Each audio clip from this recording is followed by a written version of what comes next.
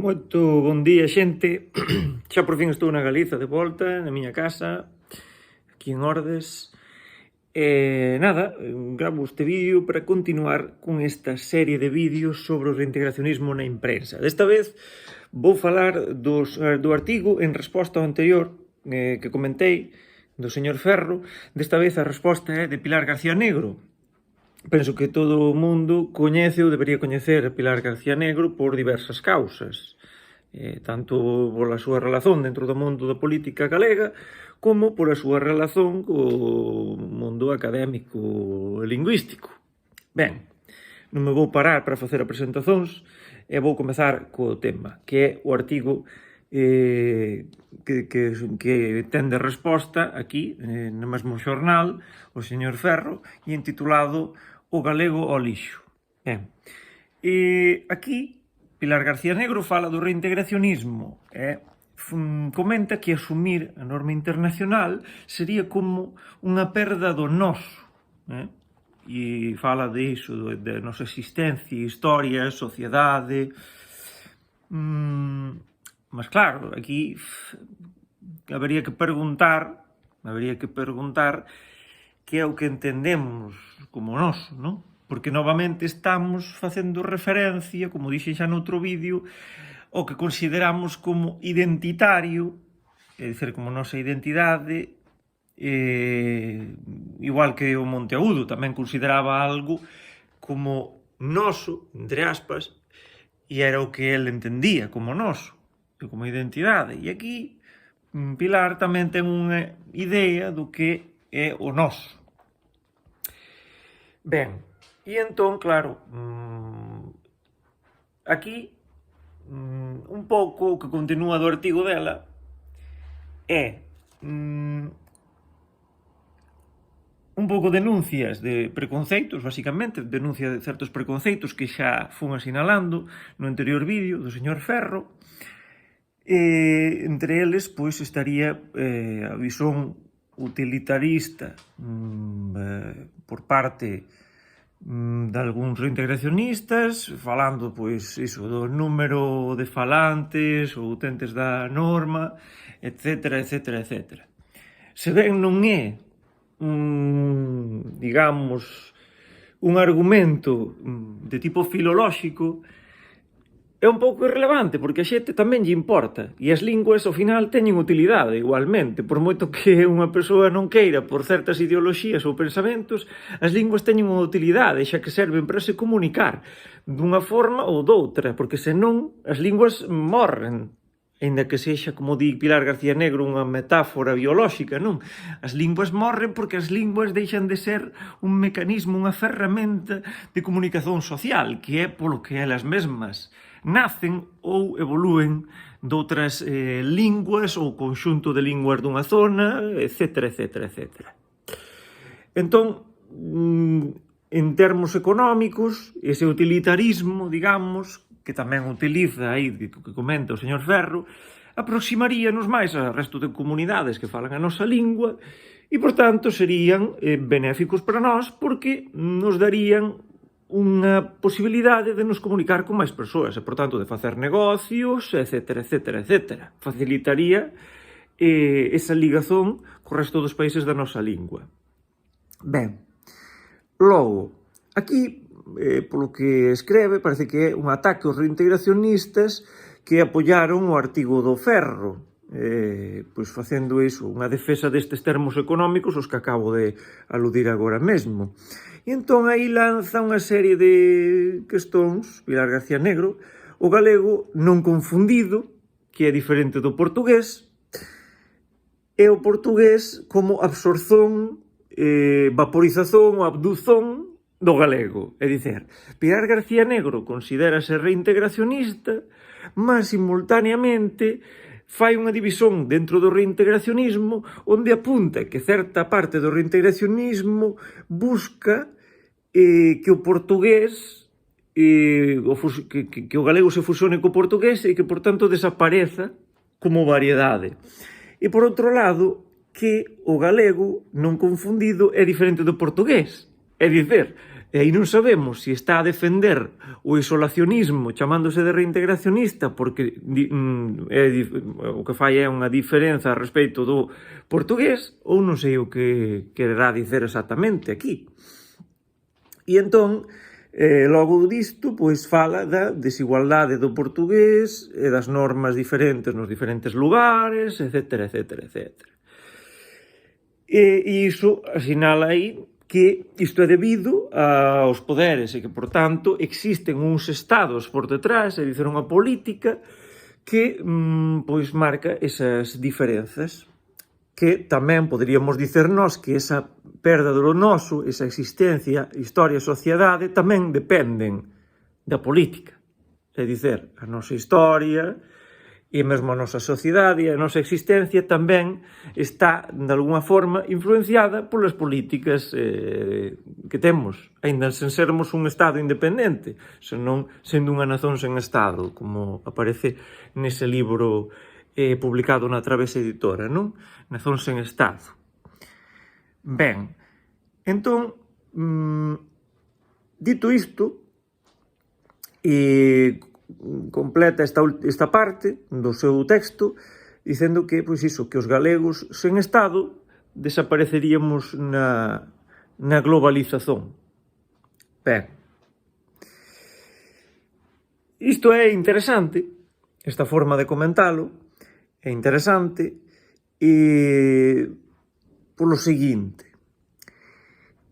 podemos entender o galego dentro da súa, digamos, extensión, dentro da extensión política na que ele está encuadrado, que é dentro desa extensión do Estado español.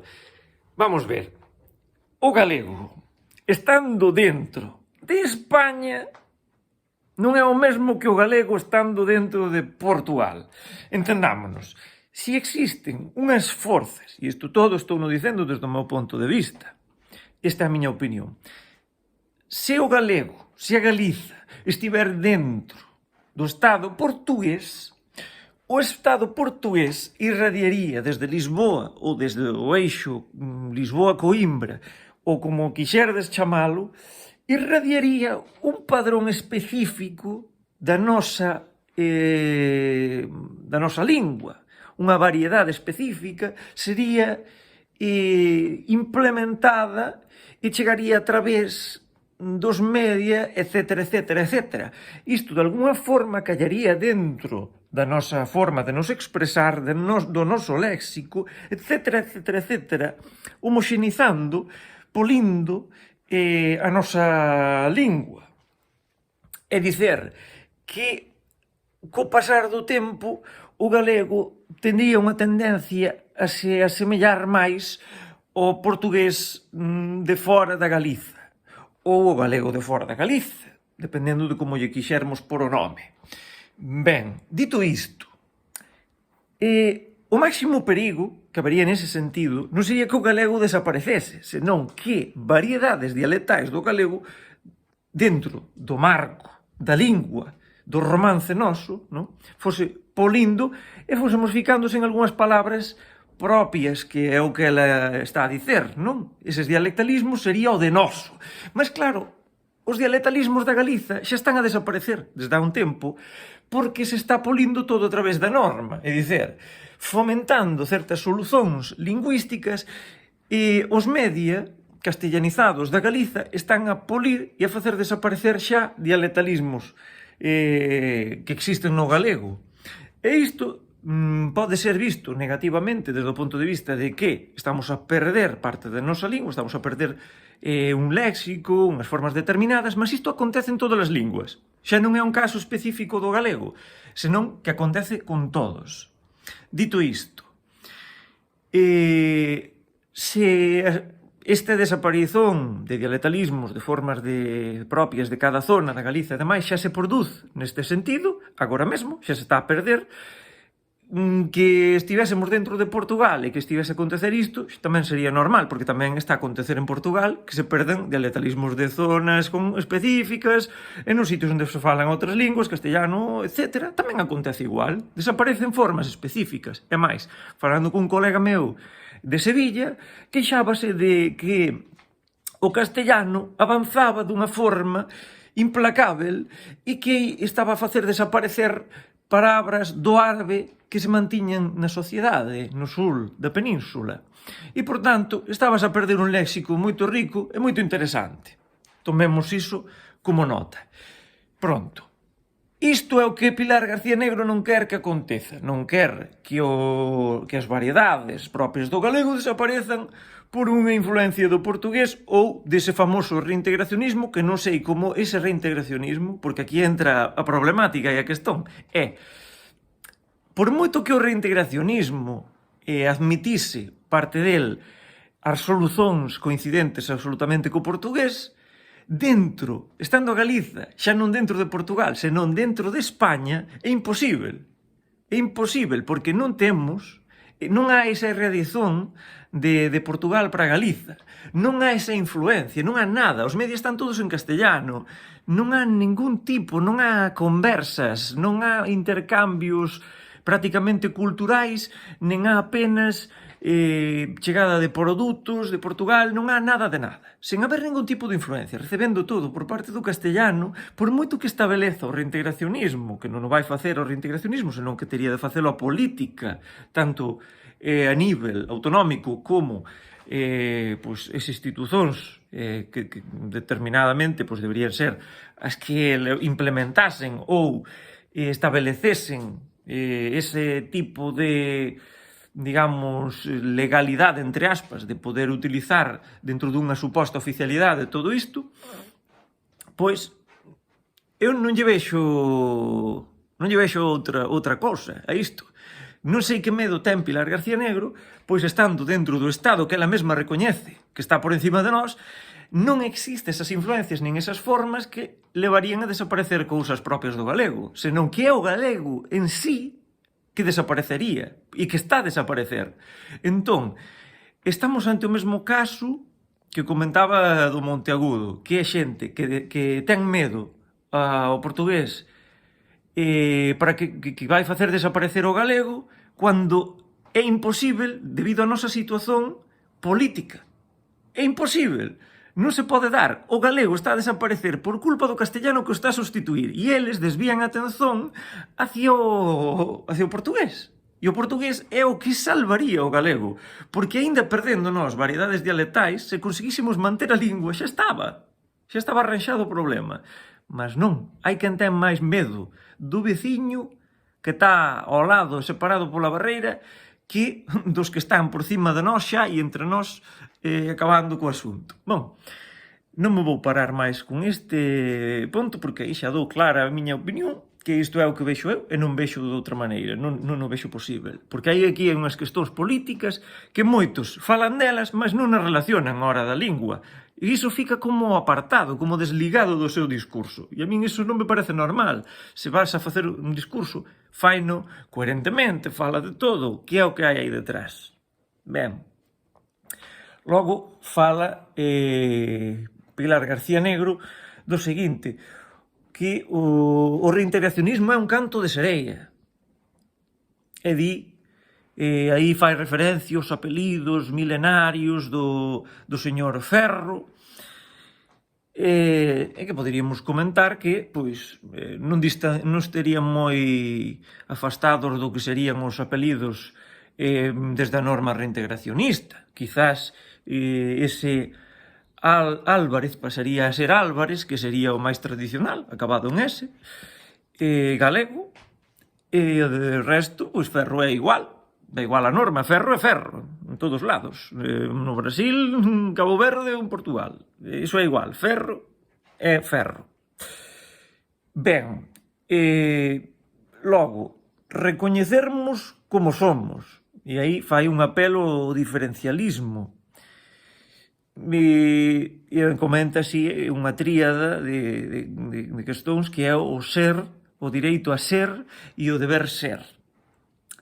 Claro que ese apelo ao diferencialismo tamén o podería ver dentro do reintegracionismo que ela chama de canto de serea. É dicer, por moito que nós aceitemos a norma que se utiliza, pois, por pôr un exemplo, en Portugal, sempre existirían unhas diferenzas que deberíamos marcar por termos unha sintaxe, ás veces, un bocado diferente, marcarmos esa diferenza e establecela tamén dentro da norma galega. É dicir, crear unha norma galega a partir desa norma de Portugal e non deixar que, pois, non sei, que desaparezamos no castellano, porque, a ver, a norma que temos actualmente, a que se utiliza, que se está a ensinar ás crianzas, é unha norma basada no castellano. Eu penso que se pegamos a norma do galego de Portugal e axeitamos marcando o realmente diferente que é certas solucións sintácticas e certo vocabulario despois que poderemos manter, que é puramente galego, aínda que para Portugal moitas veces sexan arcaísmos, para nós é normal, e desfacernos de todos eses castellanismos innecesarios. É dicir, Portugal actuaría como unha especie de criba que limparía de contaminacións innecesarias a nosa lingua. Mas parece ser que isto non é interesante abondo. Entón, pois, o diferencialismo se tende a seguir por ese mesmo camiño que levamos, eu non lle vexo moita saída. Eu vexo que está bastante mal o conto. Ben, logo denuncia preconceitos novamente, fala do galego rural, relacionado co galego pobre, e claro, aí nacen de novo esas referencias, eses termos, non? Desde o punto de vista capitalista, economista, o galego ten direito a existir fora do mercado capitalista. Eu non sei que é o que opina a señora Pilar, mas eu penso que o capitalismo está en toda parte, tú vas a unha loxa, vas comprar algo, unha tenda, non? Iso é capitalismo. É diñeiriño que vai e que ven, non é? E a min interésame que os produtos estexan na miña lingua. Non sei que opina a señora. Mas eu opino que o galego debe de estar en toda parte. Non estar metido en certos lugares. E eu penso que niso deberíamos concordar. E entón, pois, o galego, niso estamos de acordo en que non se ten que asociar ao rural, non? O galego debe estar no rural, debe estar na cidade, o galego debe estar en todos os ámbitos, e o galego debe de estar no capital, e o galego debe de estar en toda parte. Non sei eu a que ven esas cousas, se non é por pensamentos políticos, obviamente, os mesmos que asinalaba e marcaba o señor Ferro cando fixo e incitou a receber unha resposta por parte dese nacionalismo que el pois marcaba e de alguna forma cravaba a faca para que saltasen e para que fosen para responder o artigo. Ben, logo dá unhas certas lizóns de historia e novamente pois fala do reintegracionismo e fai referencia a Ricardo Carballo Calero. Viver antes de sobreviver. Ben, claro, fai referencia a isto, mas non fai millóns de referencias de Carballo Calero a que deberíamos de adoptar unha ortografía nova baseada pois no etimolóxico e baseada pois iso, nunha tentativa de achegamento aos veciños portugueses, que tamén utilizan unha variante da nosa lingua, como tamén dixo Ricardo Carballo Calero, que estamos ante variedades da mesma lingua. Aquí non se incide tanto nestes detalles, senón na idea somente de eso, de vivermos antes de sobreviver. É dicer, voltamos e caemos de novo na mesma questón que é a normalización. Mas non há problema en meter a norma reintegrada porque iso pode axudar a normalizar. E que parece que tentan facer que haxa cousas incompatíveis, porque sí. E iso para min tampouco fai moito sentido, se non é por algunha, non sei, algunha teima persoal ou vai ti saber que, non sei. Mas isto é así como vexo eu.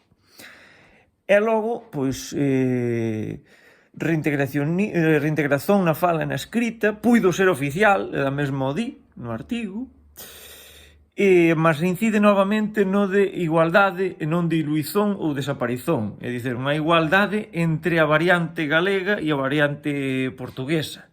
Para min, pareceme genial. E iso mesmo sería interesante, a idea de que termos unha norma dentro coas mesmas pautas e todo o que seguiron para criar a norma do portugués, baseándonos niso, criar a nosa propia norma e dicer, con as súas coincidencias co resto de variantes do noso romance, e logo pondo esas cousas específicas, como xa dicía, esas cousas de nós. E niso estou totalmente de acordo. É que en Portugal recoñecesen que nós falamos a mesma lingua, non desde o punto de vista de algunha persoa especificamente, non? Senón en xeral, institucionalmente, que recoñecesen que estamos ante unha mesma lingua, e non o que está a anunciar, por exemplo, a Real Academia, o Consello de Cultura e outros entes deste tipo, que non querían saber nada da lusofonía e demais, e agora pasan o día de paseo indo a universidades brasileiras e demais, e aproveitando para difundir que somos unha lingua aparte.